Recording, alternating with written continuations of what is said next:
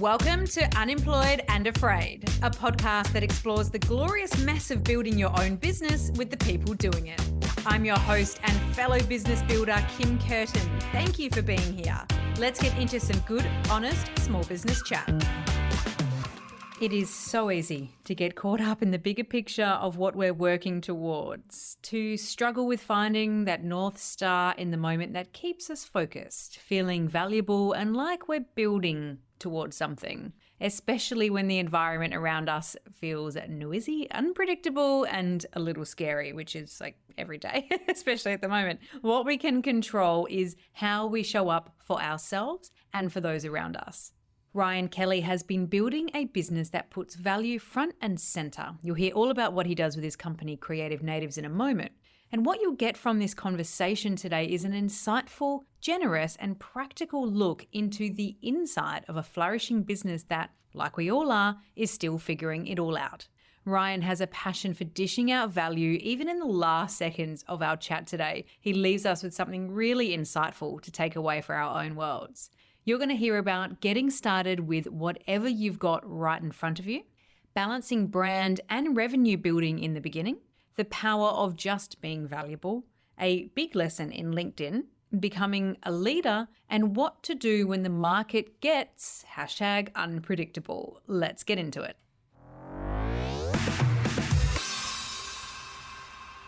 I'm here with Ryan Kelly, founder and CEO of Creative Natives, a boutique recruitment agency specializing in the creative, digital, and marketing space, filling freelance and permanent roles for agencies and in-house teams.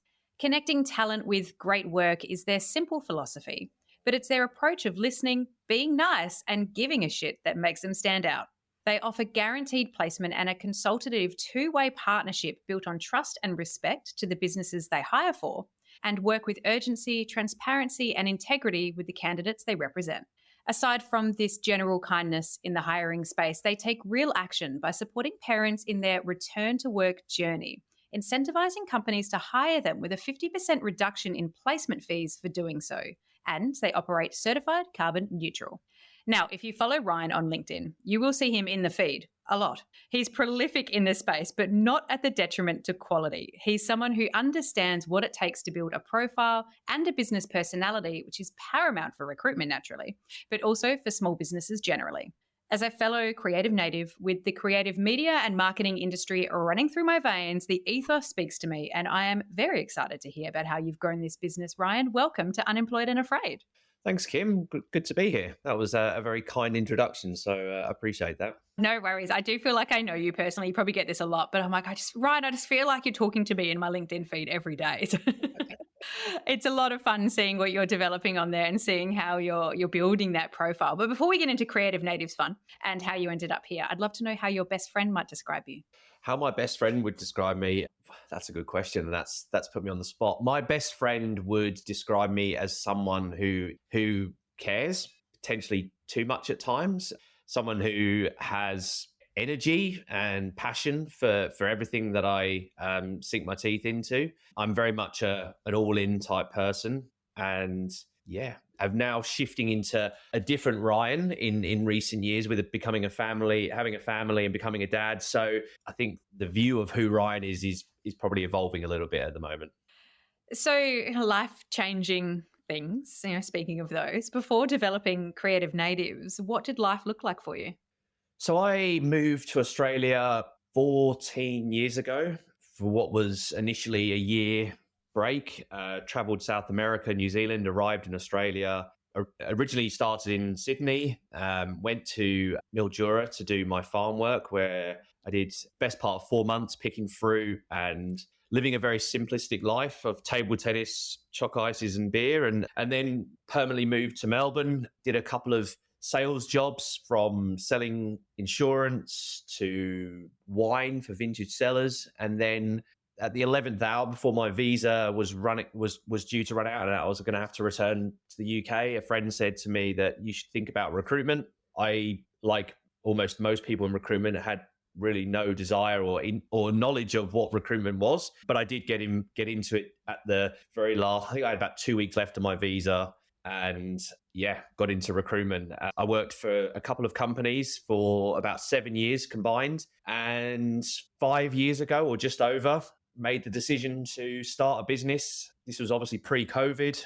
The intention at the time was to create a business which enabled my partner and I to see the world and work and have that flexibility. And then there was a thing called COVID, which obviously changed everything for everyone. But 5 years on now, we just had our recent birthday a few weeks ago. Wow, it's wild to think about how long it's been since that period that shall remain untalked about. It's crazy to think about how long that has been. And I imagine like most, the vision for what it was in the beginning might have been a little bit different as you got into it. I think a lot of people assume that a passion for something is what needs to lead you into business. Once I find my passion and my purpose, then I'll know what I want to do with my life. And I don't necessarily believe that's always the full story. But what was the full story, I guess, for you that drove to build a business in the recruitment space to take on such a big task?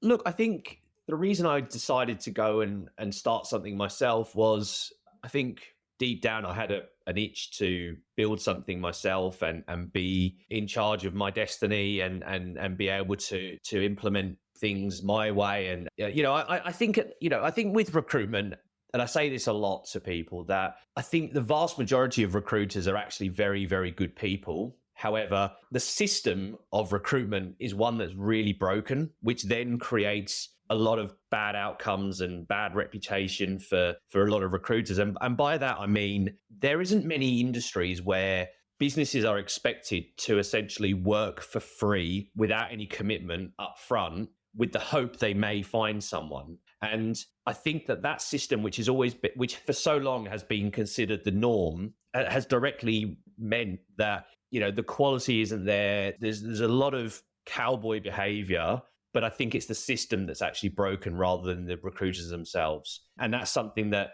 we at Creative Natives are really trying to address and really try and seek an alternative to the system that I believe is broken. And that's what we're doing at the moment. And as a result, we're having really deep relationships with clients that it's so cliche that the term, working in partnership with clients and being an extension of the business. But that is truly what we are with the vast majority of the clients that we work with. We get to know our clients. We don't produce job descriptions and job adverts that they can do for themselves. We have an in-house videographer that curates a story, and we run a campaign for our clients, and we share that across socials. And what that then allows us to do is reach an audience that the vast majority of brands wouldn't be able to reach. And essentially, we then act as a PR to the candidate market for brands. So, that's just an example of us trying to do things a bit differently. But it's definitely one of the reasons why I started this, is that ability to be able to do things that bit differently. I think there's this beautiful tension point moment with ambitious humans who want to do these sorts of things and make really impactful differences in the industry that they're in, where you've got this ambition and you kind of know what it's going to look like in the future, but then you've got to get out there and make sure that everything matches so that you can attract the clients in to be able to start to have these deep relationships. And that can feel like an extraordinary mountain to climb for someone who's at the beginning. How did you start to get some traction to be able to convince these clients to come on a journey with you? What were your first kind of few steps? Oh, look, I mean, it's definitely not been an easy path. If I look back, when I started the business and I was working around a kitchen table, there was the conversations that I had now are so different to what they were. Absolutely, you've got to build credibility over time and trust. But at the same time, at the start, you've got to do what you need to do to get things moving. And I think had I waited for this perfect storm and this environment to happen, it would never have happened. So I think what we've done as a business is we have evolved over time. We've evolved as we've, hired different people, and we've evolved as a business. So it's very good. It's easy in hindsight to say this, but absolutely at the start it was really tough going. We're dealing with an industry that probably a lot of people disrespect, they put recruiters in the same basket. And so you've got a reputation or a perception that you've got to battle with really early on. So you've then got to then back it up with actions, because we can all say and talk about the right things and talk a good talk. But fundamentally, that's going to come unstuck if we don't deliver on what we say we're going to do. So we've got to have that determination, and that's where everyone in the team has, is of doing a good job, going that extra mile and proving that we are actually worth working with and are a trusted partner. That's it's a bit of a moment, really, isn't it? When you, for a business, I imagine like yours, which of course I don't have the privilege of knowing the inside of, but if I just generalize thinking about industries, you're also in an industry where paydays are going to be, a few and far between sometimes. You've got like long tail projects and all of these things you need to do while at the same time building a brand and a reputation and all of these things. How did you manage that for the first couple of years to, concentrate on your brand building and your trust development while also thinking, okay, we've got to get paid soon. Things need to happen. Yeah, I mean, look, I think I look back at certain moments of our journey of being pivotal in terms of that brand building piece. And I remember actually during COVID, where essentially no one was obviously hiring, the whole business kind of ground to a halt. And I had this moment of just going, right, well, we have to go hard now on being valuable, being useful, being, what we all know what building brand is. And the first action I took when COVID hit was I created a master Excel spreadsheet, which allowed any single candidate that had been affected by COVID to upload their details onto this spreadsheet. So it was an open source spreadsheet that anyone could access. And we had thousands and thousands of candidates that uploaded onto this spreadsheet, because I just knew at that moment, you can either hide and bury your head in the sand, or you can really go on the attack and go, right, when the chips are down, this is where people need you most. And actually, this is the time where you build brands the quickest and most effective. So after we built this spreadsheet, we then looked at how can we bring the community together and how can we add value? So we then used the concept of webinars, which obviously now is a very common thing. But at that time, 4 or 5 years ago, they weren't as common, right? And so we started using that to bring seniors on, having conversations. And essentially for the first 2 months of the pandemic, we became webinar promoters. We were literally just putting a webinar on, using that as some sort of North Star, right? For the next 2 weeks, we've got to then promote this webinar to X number of people. And that was the only thing that was kind of you could work towards. So, that was really building brand. And then the third part of it was when we actually started working with the social enterprise Homey, who, when we were having conversations with them, let us know that their program where they place young people into retail programs had obviously been affected. So we came up with the concept of, instead of them being able to do a retail program, why don't we actually teach those young people about our industry? So then we started speaking to senior creatives, from all different types within our industry. And we then put on a 4-week program for these young people to get an introduction to the world that we're in. So understanding what a creative brief looks like, what does influencer marketing entail, all of the different facets of our industry. And at the end of it, we were then able to place a few of them into paid internships. And that was the moment, I think, when we were like, this is actually what we care about, right? Like fundamentally, and this is core to our DNA, like we say it but like we give a shit, like genuinely. And it's not about just recruitment. It's about looking at the wider community. It's looking about, how can we help return to work parents? How can we help grads? We run a monthly grad workshop. We run so many initiatives. We had Freelance for Good, where freelancers could donate a portion of their rate to one of our 5 charity partners. So we just, as a business, we love that stuff. We love looking at what impact can we have? And it's not just about donating money either. It's about having really strong views on the issues that the industry has, burnout, all the different things that we know aren't right, but for some reason aren't getting spoken about enough. And we've seen that as kind of our role. And because of our reach on social, we want to push for a better environment for the industry. So I know there's a lot there, but that for us is fundamentally what our brand is about. It's authentic. We genuinely care. We want to give value, and that's what we will continue to do. And it is really regardless of what the market's doing. We remain consistent with our output, and the guys in the team work really bloody hard in it. They are constantly looking at ways that we can take our brand to the next level. So, and this is definitely a team effort. This is not just me. I mean, I'm fortunate that I get to essentially get the credit for it because I get the recognition for it. But I would honestly say that I am just the tip of the iceberg. A lot of the activity happens behind the scenes. The team are all doing this, and it's very much a team effort.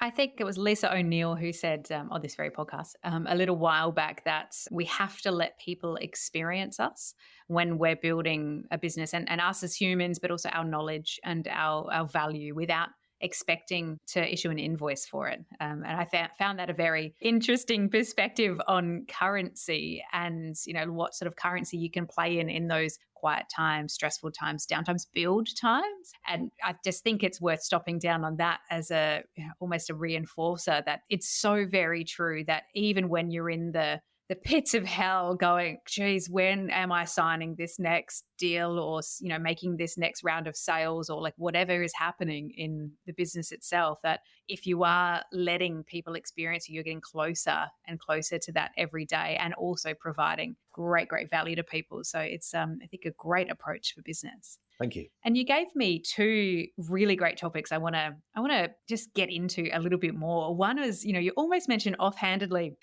due to your reach on social, you're able to kind of publish some of these incredible insights that help people to grow. And I think so often people look at our end goals of influence and reach and being able to do that. And it can feel, again, like, okay, I don't have that yet. So, how can I build into that? So I'd love to know your kind of journey or what's been your approach in order to build that network. How have you gone about it to get it? So funny enough, every single morning I get a notification, a pop-up on my calendar. It's 7:20 every day and has happened for every day we've had this business. And it says, write content and post. And that is just something which has just become like brushing your teeth. Like there's not a day, there might be less than a handful of days in 5 years that I haven't, obviously when I've been on leave, I haven't, but I do post every single day. And that is something which I run grad workshops. I ran a workshop last week around how to get hired, but it's the thing that I emphasize more than anything. And that's where I think that people fall down with it is very comparable to going to the gym. They want to get fit, but they go for a week or two and then they don't feel the results or they don't get the recognition. Then they go, that's it.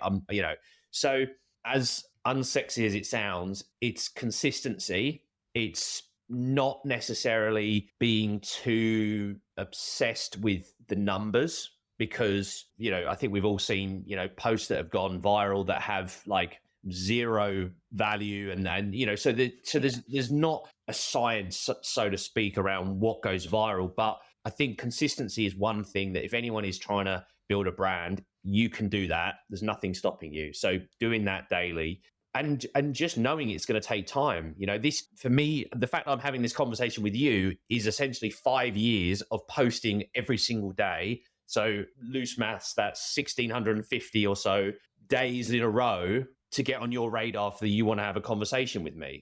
Okay. So it's not going to happen overnight, but to be honest with you, for me, and I say this to job seekers, is you can build an online brand or you can do the normal process and apply to jobs or to do all of that. They both take about the same amount of time and one's got a much bigger end goal than just applying transactionally.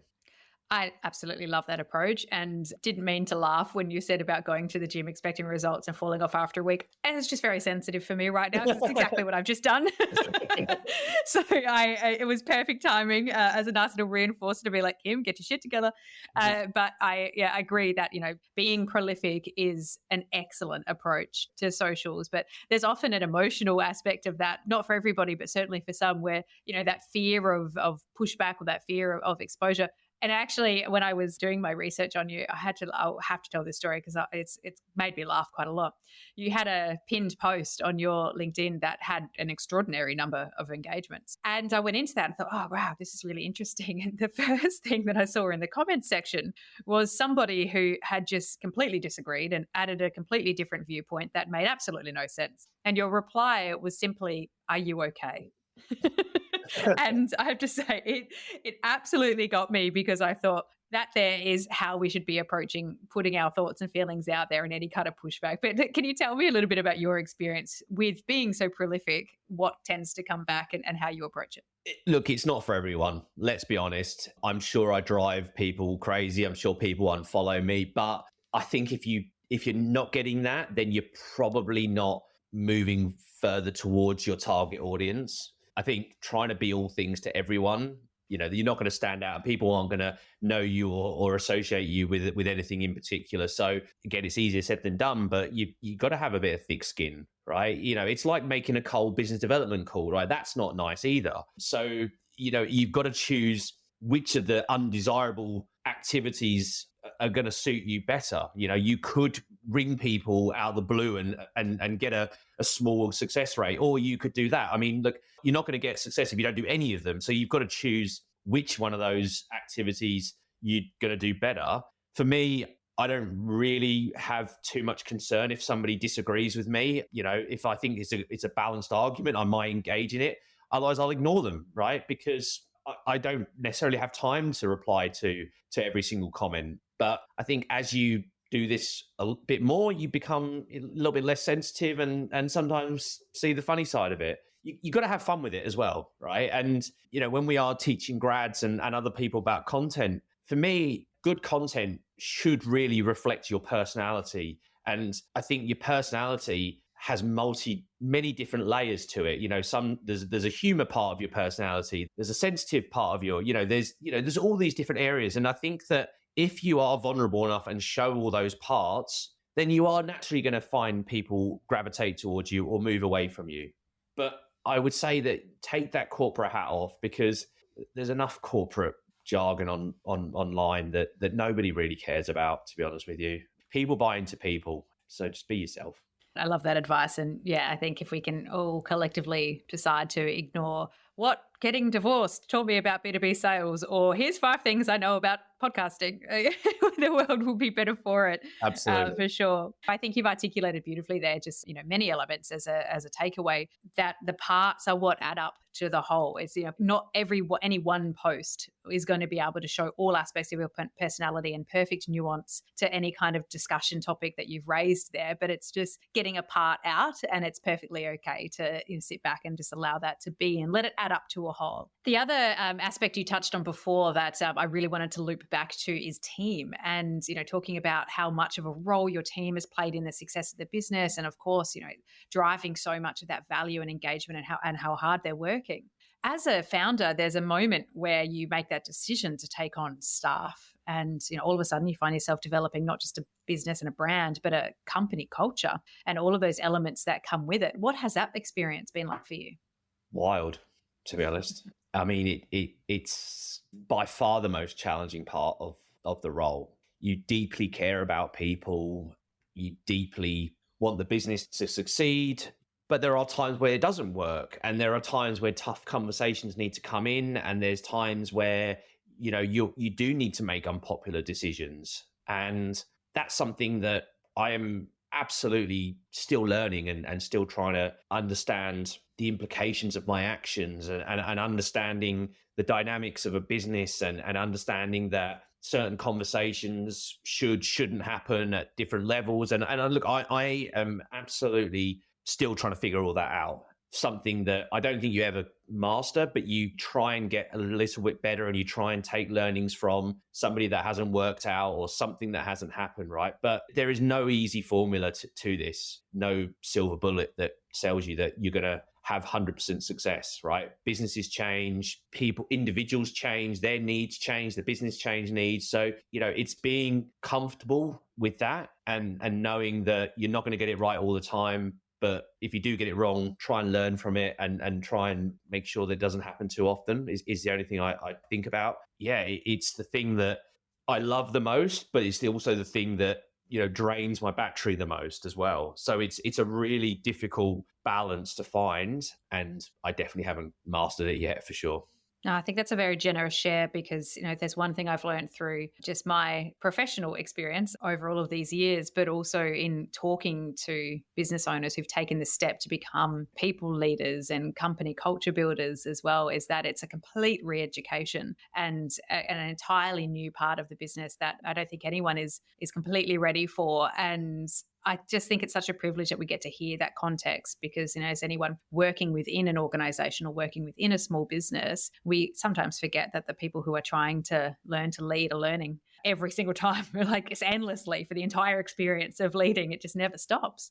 Absolutely not. And, I think something that I've observed about myself is that, I do have high expectations of individuals. And there is, I think, a really fine balance between high performance and burnout, right? There is no two ways about it. I want to speak openly at the moment because right at this moment, my team are getting inundated like to a new level. Like we are talking like hundreds of people are reaching out to us daily. And don't get me wrong, this isn't coming at a cry for recruiters, but we are human beings as well, right? We have to run a commercial business, and it does frustrate me when I see comments on LinkedIn, and also when other recruiters are throwing other recruiters under the bus saying, every application needs detailed feedback, and I get it, right? When you put an application in, you should get feedback. And I absolutely do that, right? But we're also human beings. There is only a number of hours in the day that we work. And so I think that we've got to be really mindful of the expectations that we have on different industries, because on one half, we're saying, we want to move away from burnout culture. But then on the other hand, we're then throwing recruiters under the bus for not coming back to every single application. Like there's got to be a realization that we are trying our best. We do forget people. We do, like, things do happen. Again, it's not cry for creative natives, but it's just more about just understanding that quite a few of us have kids. Some of the team work part-time hours. So there's just a really hard time at the moment. And look, that is coming from a place of privilege. Like we've built a brand that people trust and want to come to us, but we also have to look after ourselves in the process. So it is a juggling act for sure. I was reminded recently, I was actually catching up with somebody who used to lead me, and they said to me that I had made a statement once, which I had completely forgotten, but apparently it was quite profound, that, in any given day, you have to choose who to disappoint. There's always somebody, whether it's yourself, your team, your clients, your partner, just no matter who it is. When you get busy, someone is getting disappointed, and you just kind of have to make okay with that, and you just kind of have to choose that element. And it just reminded me of that statement where I was like, wow, it's hard to get used to being like that, but it is just a reality that comes with growth. Yeah, I do struggle with that switching off part. I get Magnus down for bed, it's 7:00, and I know that I've got to respond to people or do that, and it is exhausting, right? And so to anyone listening who is waiting an email back from me, I'm trying my best. If I've missed you, I'm a human being. So I put my hands up. I'm sorry. I'm right there with you. I'm thinking of about 6 people that are going to hear this. And every time I post on LinkedIn or do something that, might even be like pre-planned or whatever, I'm just like, oh shit, that person I haven't gotten back to is going to say this and think that I'm super active everywhere but their question, but their email. Yeah. I know, it's not a nice feeling. Yeah. But there needs to be boundaries, otherwise we are just going to all just end up in a heap. Exactly. No, I love that. And, there's somebody I've worked with as well before who, has the mentality of, if you don't hear back from someone, just keep emailing them, because it's not annoying. It's sometimes just a reminder to be like, hey, I'm just still here when you're ready. Like, be kind about it and be understanding to the person on the other end, but don't sit back and go, oh, they were, awful for not getting back to me. Why always me? Like, it's perfectly fine to pop up in someone's email a few times if you actually need something. Like, it's, I think it's such a relationship there that we have to be considerate on both sides. 100%. You talked about making sure that support is there and you're looking after yourself, and as we sort of mentioned just before hitting record, that self-development is such a big part of this journey, learning new aspects about yourself, learning how you need to be supported as an individual in order to thrive within these lofty goals that we tend to set for ourselves. What has self-support looked like for you across these 5 years of business? Well, I think the last 12 months have been big change for me. I made the decision almost a year ago to stop drinking. That was just a personal choice that I felt that it wasn't allowing me to be the best version of myself or the best dad. So that's been a big one. I've embarked on a journey of weekly therapy. And I think that something that I've experienced with therapy is that, and I think it's a good thing that the stigma attached to it, I think it's becoming more and more common. And I think more and more people are seeing therapy as more of a coaching facility rather than something that happens to people that are really sick. I think is actually a performance enhancer. And that's been a really big eye opener for me. I've now realized, and I made a decision a few weeks ago, that I was no longer going to be doing the Monday stand-ups, which has been a tradition that's been for 5 years. I've run the team stand-up on a Monday, and I decided that I was going to instead take Magnus to Ready, Steady, Go each week. And it's been a game changer. I give that time. I spend an hour with Magnus and my partner.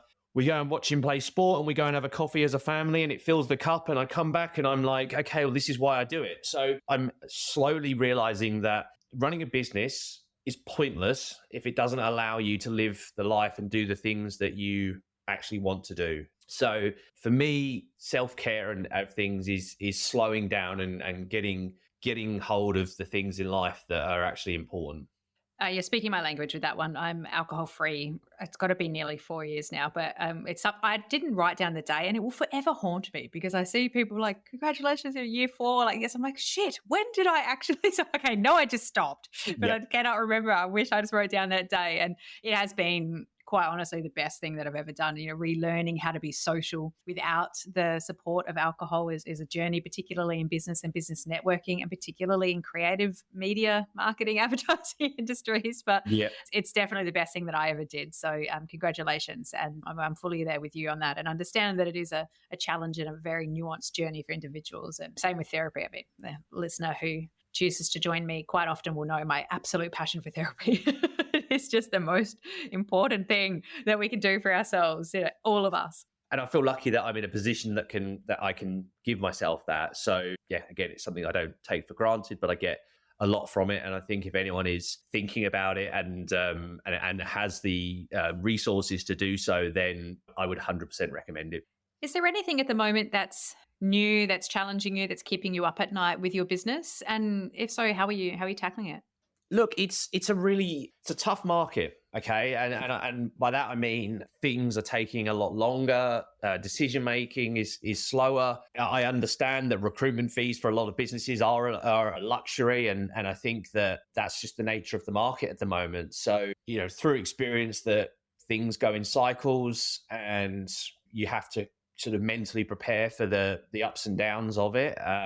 We've had a very up and down last few years, but like I said earlier, like when it is tough, it's time to build brand, and it's where you dig in and you really build connections and add value. And as a business, I'm proud and know that we do add value in so many different ways. So it's the challenge is then keeping the team motivated and on track, and I tell you, not keeping them motivated because they're very motivated themselves, but just reminding them of why we're doing the activity we're doing.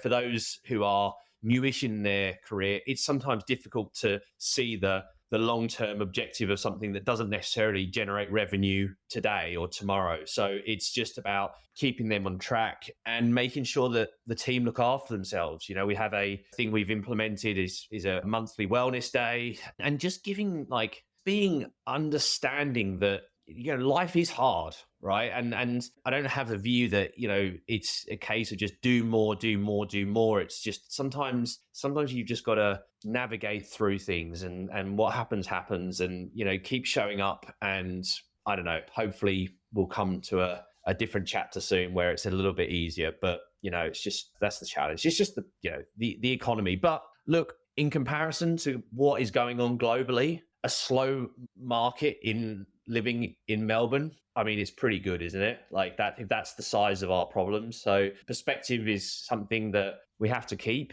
And, again, I'm not downplaying, not having a job or that isn't bad. But in this grand scheme of things, a lot of us could be in a far worse position. Very true. Thinking back to Ryan 5 years ago, who registered the business name Creative Natives and, went on to do all of the things that you do to be able to grow the business that you have today. What would you tell that Ryan?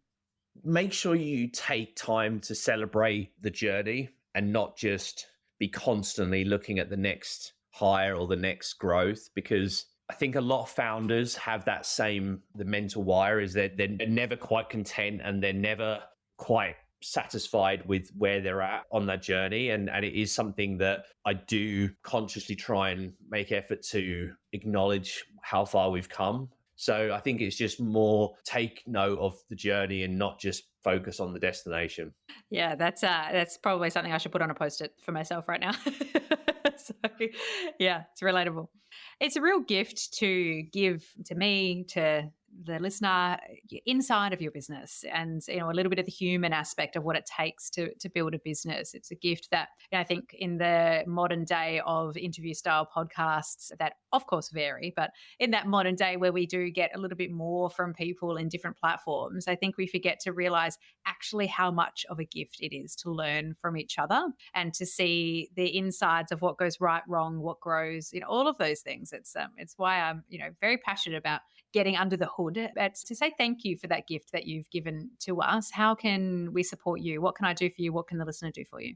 Look, I don't think it's for us, but I think it's, what I would encourage anyone to do that is in a position to do so is look around your community, whether it be online or, and just reach out or actually just, get out of your own bubble and actually reach out to people because I think we've, whilst we're so connected, I think we are excessively disconnected at the moment. And, there's people that are, I mean, I'm 38 and I think that this period of life can be quite challenging. You've got family, you've got work and we're all very busy and you can all be very focused on yourself. So I think it's just take a step back and go, drop that friend a text you haven't heard from in a while, or reach out to someone on your network and say, hey, look, I think you're doing a great job, keep doing it, right?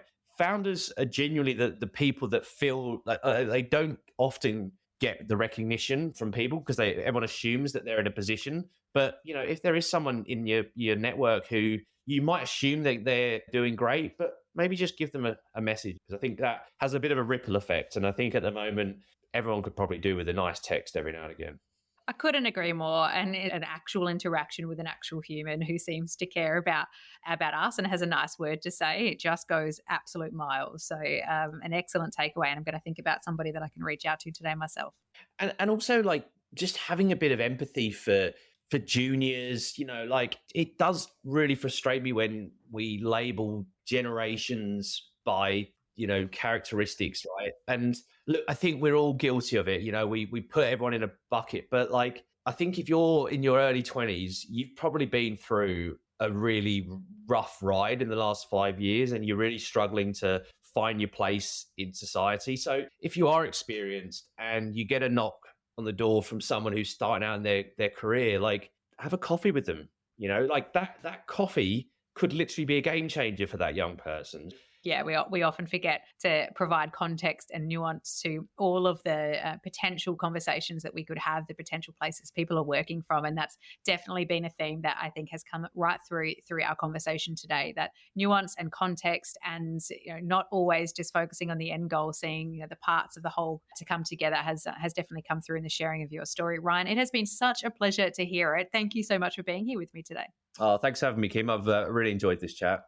Thank you for listening to Unemployed and Afraid, the podcast for small business builders with your host, me, Kim Curtin. If you love it, you can say thanks with a star rating and a review. And of course, join the community on Instagram, TikTok, Facebook, and LinkedIn. Find us at Unemployed and Afraid wherever you're hanging out, and I'll see you there.